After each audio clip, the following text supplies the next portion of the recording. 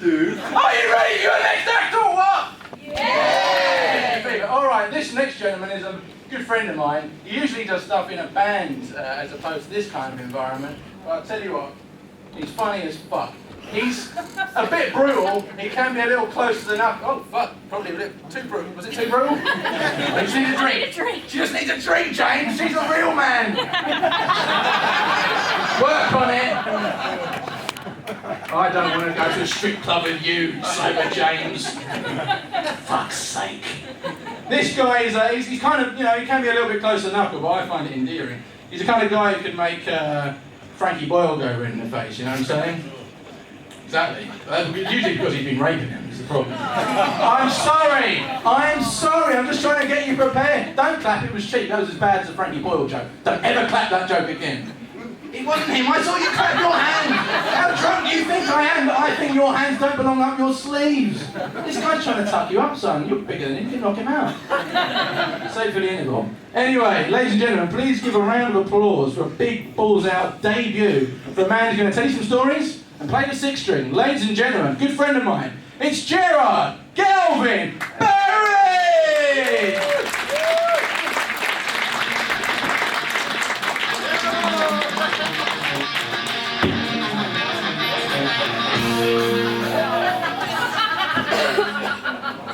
Thank you.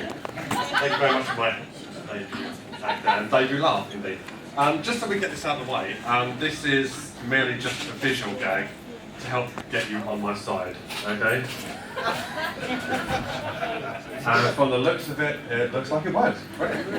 I mean, it's not as if like I wrote to Jimmy Savile when I was 7 years old with a really outlandish fucking request and things like that, and it's not like my hopes and dreams were shattered or anything like that when he didn't necessarily reply to me on TV. And it's not like 20 years later down the line I had to then write him another letter that said something along the lines of, "Dear Jim, you know, I've been watching you from afar for many years now. I admired your work, charity work in particular. And, you know, I was kind of hoping that maybe you would consider me to be one of the in crowd should you grant my simple request. But imagine my disappointment when in fact all I got was a donkey ride on Skegness Beach when what I specifically asked you for was for your waterfalls to bang against my chin." Thank you for nothing, Jim, you selfish old bastard. Signed, Gerard Galvin Barry. It's got nothing to do with that at all, right? This is really just a visual gag to get you on my side. And thank you very much for acknowledging that. What I would like to do, however, is tell you a true story. And it was when I was 16 years old. And, you know, I'm a South End boy. I grew up here. You know, I live in London now, but, you know, I know my roots, you know. I'm not callous or anything like that. And I lived in a little road not far from up here, and I lived next to this nice retired couple, Phil and Bet. They're from Yorkshire. A lovely old couple from Yorkshire. They had no harm to anyone they were. And you know, they were both retired. I mean, I'm assuming she used to sew children in mailbags or something, and he didn't fuck knows what. But he was very much into DIY, was Phil. And he was very proud of himself. He got himself one of these sort of roll-up canvas tool bag things. And he's like, "Well, what do you think of that? It's fucking good, isn't it?" And like, we watch him roll it out. It'd be like sort of 16 feet long just to get out a screwdriver.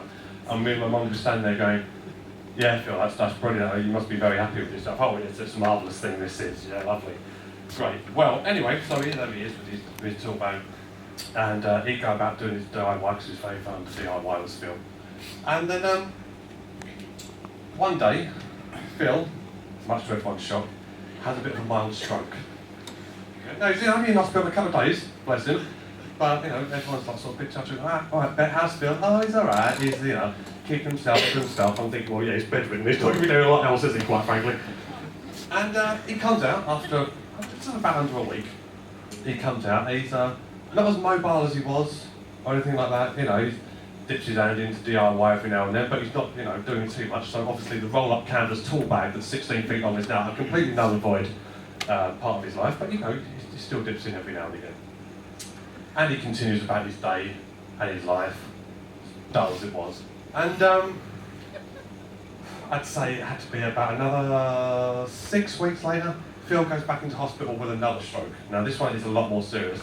It's very, very touch and go.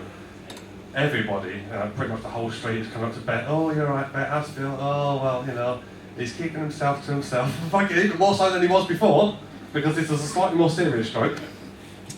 And, me and my mum were giving Bet her space and everything like that, where everyone else is crowding around them like fucking Diana mourners. Do you remember that? That was horrific. And, I heard, now bear in mind, I'm 16 at the time, right? I'm a slightly impressionable young lad, and I heard that Phil didn't make it, that he'd actually died, and that was a bit of a shock for everyone, because Phil was a pillar of our street. He was, with his DIY tool bag. Yes, everybody was talking about that. So, obviously, we've given better space and everything like that, and everyone else is crowding around it. Oh, you must be so upset, and, leave me alone, for Christ's sake. And my belief that Phil was dead was actually compounded by the fact that I hadn't seen him for about a week and a half. And then I was out in the garden one day, and I don't know what I'm doing. I'm collecting the cat's bowls in, I'm doing something fucking weird out there. Anyway, I'm doing something out there, and then I stand up, and through the hole in our fence, lo and behold, ladies and gentlemen, I see Phil standing in the garden with a little drink in his hand. And I said, oh, hello. And he says, hello. Are you alright? Is everything alright? Yeah, I'm alright. I'm alright, yeah. I said, brilliant, great. I said, well, this is a surprise, I must say, this is a surprise. And he says, why is it a surprise? Why is it a surprise? And I said, well, don't take this the wrong way, Phil. I said, but you're looking pretty sprightly for a dead fella, do you know what I mean? Yeah? And at that point, ladies and gentlemen, he turned around and said, I'm Phil's twin brother.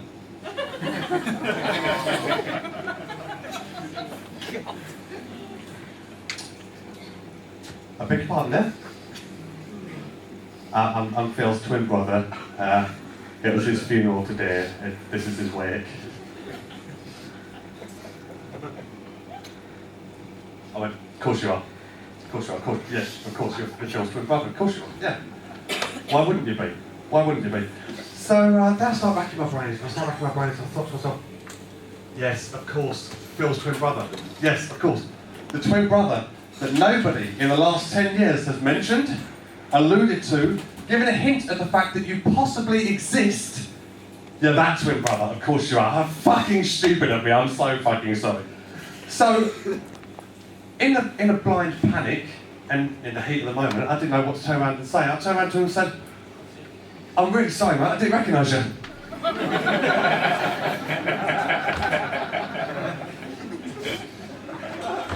Oh yeah.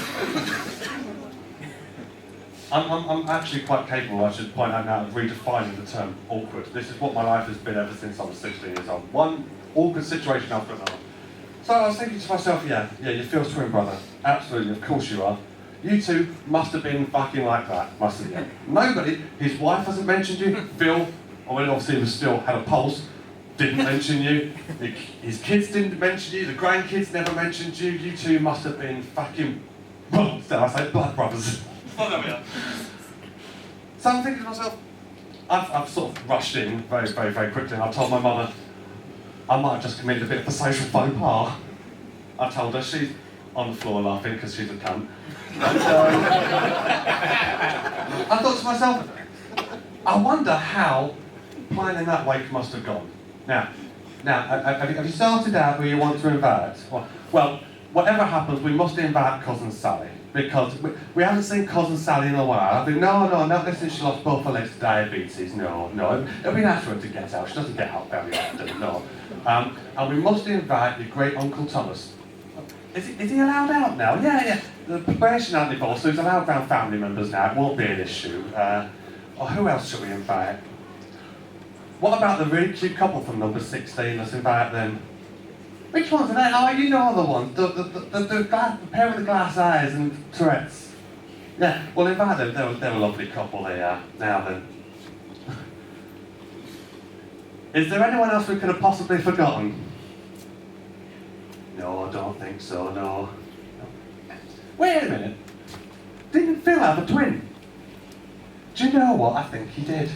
I think it's funny because Phil never really mentioned it, did he? No, he didn't. No, I can imagine to myself, yeah, that's exactly how it's gone. Do you think it'll be a bit awkward if he turns up? No, what could possibly go wrong? Well, no, apart from the fucking 16-year-old prat who lives next door, who's going to obviously make the biggest faux pas of the century. So, what I thought I'd do, ladies and gentlemen, to honour the memory of Phil, I wrote a song. I wrote a song for Phil because, obviously, he was a staple of the community. Everybody thought very highly of him and his roll-up canvas tool bag. And I'd like to call this song "You Stupid Old Cunt." Oh, Phil, you were fine until you fell gravely ill, and now you're dead.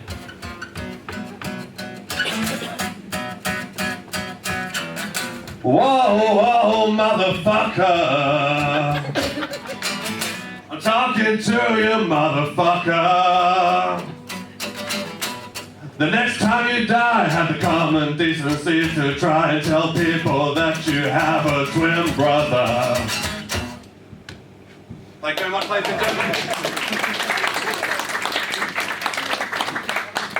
I'm off to the bar. The next year I'll get married the backstage. I've got to see something right now.